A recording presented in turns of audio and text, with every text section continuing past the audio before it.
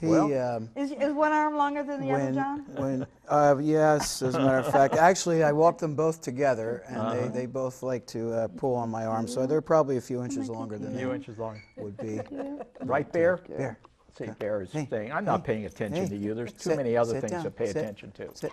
When you say the word walk, see, huh? Oh. Yeah, it's a good thing I already took you today. Oh. But Seems very he gets so excited, and just, it's like telling a child you're taking them to Disneyland. Yeah, exactly. Exactly. They know what the leash is, and they're just like I said, they're so much like a human being, and I can't imagine not treating them just like like one. Well, and I love that they all have different personalities. Oh, definitely. I mean, do, you yeah. know, you can see that just with these three dogs Yeah. in front of us, how different they each are. that their personalities and facial expressions is just funny, and they understand exactly what you. When you're saying something, they don't necessarily, I think, know what the word is. They know the tone of voice. Definitely. And I keep my dog's leashes and an extra set of keys to the house by the back door. And when I grab them, when I put my shoes on, they know. They both get excited. They go to the door. I don't even have to pick up the leash. But as soon as I pick up the leash, it's, oh my gosh, they're all excited. But they're really, really good. And when they walk together, and I took Sammy out for the first night I brought him home. We went out on our first walk, and it wasn't exemplary, but he's a work in progress. Well, that's the fun part, right? Oh, now you're looking at something there. Yeah. And Bear is just, hi. You want me? Come here. He is. You mentioned how their expressions and how they. He has turned his head in ways that are just so adorable. I guess the only word is adorable. He just looks at you like these big brown eyes, puppy eyes, like definitely. they say, and turns his head sideways when you ask him a question, or you almost wish they could talk. Just to know what they're thinking. Wonder what. Sometimes you wish they didn't. Well, you're glad they didn't. Yeah, I know Hershey has a habit. He does it once in a while. I like to read before I go to sleep in bed, and Hershey will jump up and just sit on my chest and look at me. And I'm trying to figure out, what does he want? And he'll just look, and I know what he wants. He wants a scratch. And so I will give him a scratch. And he loves belly rubs. I don't know if these guys love belly rubs or not, but he loves his belly rubs. And what would you say if someone was looking for a dog? What advice, as dog owners, what advice would you give them if they're just looking and they want a big dog, I said a little earlier, dog? I really think that your personality, and your energy level, if you are somebody that either one has a lot of energy or very athletic, maybe you want a dog that's, that needs more exercise, that can benefit from your exercise. Also, too, I think your living arrangements. I mean, if you have, if you have a small house or a small apartment and you have a big Great Dane, or something. I just think that, you kind of need to look at the personality, your personality, because, animal breeds. And your lifestyle. Yeah, your lifestyle. Because I think animal breeds, I think people agree that the animal breeds have certain personalities or certain behaviors. Right. And so once you determine that, I think that's a big step toward finding the pet that you need. But of course, sometimes connection. You meet a dog and you may be looking for one type of dog, and you make a connection with the dog, and then you're done. Oh, yeah. You know what I'm saying? Yeah, definitely. You almost have to. I've known people that I cannot understand why they have a certain type of dog. We have a friend that has a big German Shepherd, and sometimes I feel sorry for the dog because they never take him for walks. And I figure if you have a big dog, he has, as you said, lots of energy. Right. And And even though Hershey is not a big dog, he does have energy. And I don't know about Penny there. No, She's almost sound asleep. this is She it. knows the show, so Yep. you know she's. This is why she's a good dog for me. Yeah. Okay. I think Yes. sometimes, you know, we owe it as pet owners, you know, it's our choice to have a pet, and I think it's our responsibility as a pet owner to provide for them physically, obviously financially, but also too emotionally and spiritually. And I don't mean that in a spiritual sense. I'm just meaning that you have to look at their mental health as well. You know, she grieved with me along with the loss of my other dog, and so I had to, you know, think about not just her physical needs, but her mental needs and her emotional needs. And I think that you have to look at that as a whole picture. And I think as you know, as a pet owner, you know, it's your responsibility to provide, obviously, you know, food, shelter, and health care, but also to the love and nurturing. And I know all of us we're dog lovers to the core, so but not everybody is. I mean, No, not everybody, they keep their dogs outside or do whatever. That's unfortunate for the dog. Yeah, you know. it definitely is. I know some people like, well, cats. And I gotta admit, I like cats, but I always tell people I like an animal that comes up to you and says, hey, I love you, you know. And I haven't seen a cat yet that would do that. There may be some cats that will do that, but a dog, you can definitely tell. As you said, when you walk in right away, hey, I'm glad you're home.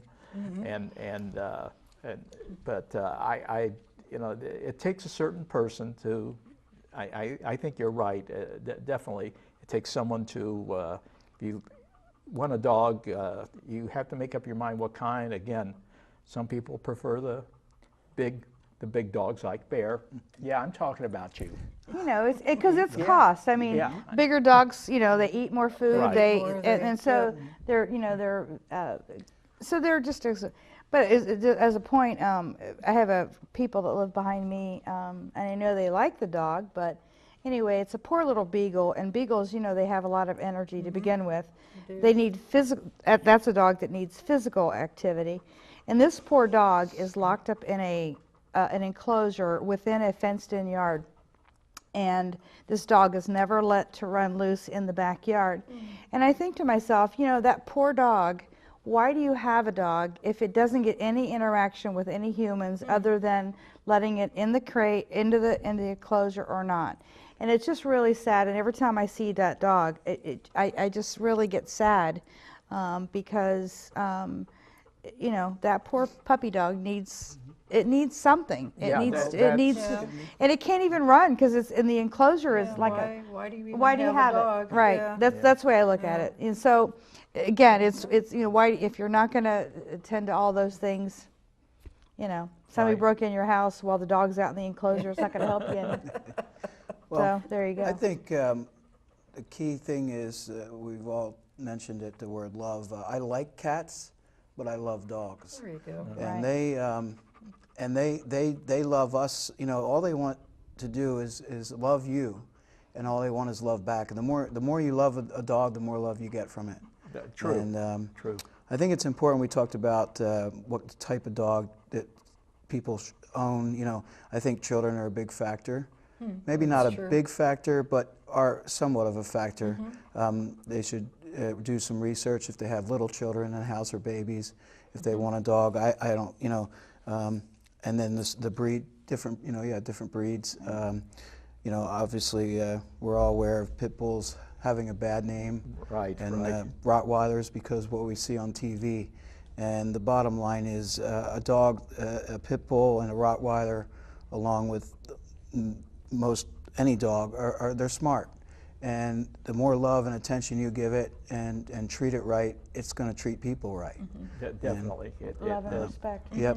If they're treated, you know, it's one thing to treat a human, another person with respect, but you have to treat an animal with respect too, and that's where, and they get it, they understand it. I mean, they know it. You know, they really do understand that, and they sense it. They also sense fairness and unfairness too.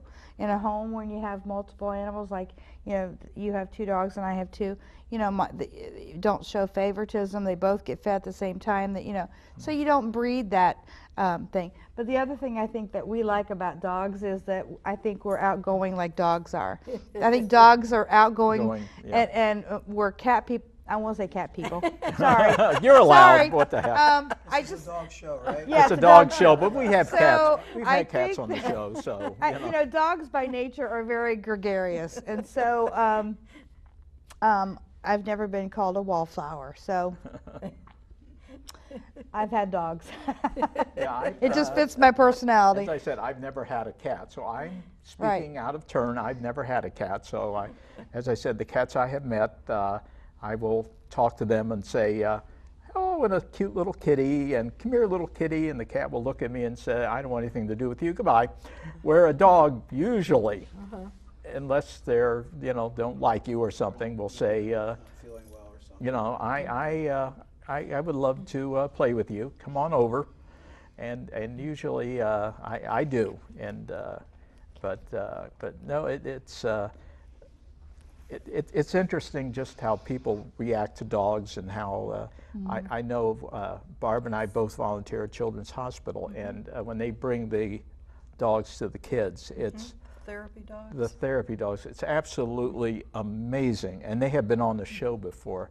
It's amazing how the kids just take to the dogs, and they could be sick, they could be hooked up to millions of pieces of equipment, but yet when that dog comes over, it's just like another world to them. I think dogs are a very calming factor too, because I think kids or people, you could tell your troubles to them, and they just listen. They listen. They definitely They're do. good listeners. So Yeah, so we have about 3 minutes left, so let's have some advice from all of you for someone that wants a dog, or what the fun you've had with the dog, or anything like that. My advice would be find a hypoallergenic dog if you have allergies like I do. Okay. There are hypoallergenic dogs, and poodle is a good breed. They don't shed. They don't have dander the way that other dogs do. speaking of which, that's one of the things she's allergic to: human dander. Human dander and dog dander. I don't. I'm think not I've kidding ever you. Really? heard of that. I'm not kidding you. Huh. That's the truth. So I told there's- our other dog, I said, Sammy, Gracie's allergic to us. There's a dog for everyone, even people who are allergic to dogs. And That's John, right. what would And you? dogs that are allergic to dogs. Yeah. Well, I think you better be prepared to, you know, take the time and spend the time, you know, take the time with them that you would with you know, any other family member Right. in your household, and just give them the love and support that they need, and be ready to be loved back, you know. Yeah, and you Just can Well, tell yeah, Bear yeah. definitely loves you. I mean, look at that face. He just And they're a loves it. commitment too. I mean, Definitely. you know, dogs, depending on their age, you know, can live. I had a dog that was 17 years old. Ooh, that My is last old. dog was 12 and a half. I've had, you know, another dog that was 12, or I had him for 12 years. He was 14. So she's 8 and a half, and so I think you have to keep that in mind too, the time factor, that if you're going to get one young, just know that you're probably going to have them for a while. So Okay, you got well, to be part that's- of your family. So. That's good. Well, I want to thank all of you and your four-legged friends. Yeah, they look real excited, don't Yeah, they? they Harry, look you've about really made excited an with this show. impression. Yeah, yeah. Thank you, Bear, for being on the show. Yeah, I appreciate it. And Gracie's got her back to you. And so, Gracie's you got her know. back, and poor And Penny Penny's not doesn't even care. looking at Wants to you. go to sleep, huh? Yeah. Well, I think they've been very good for us, and it shows that they can behave, you know, just like children. You take your time with them and discipline them.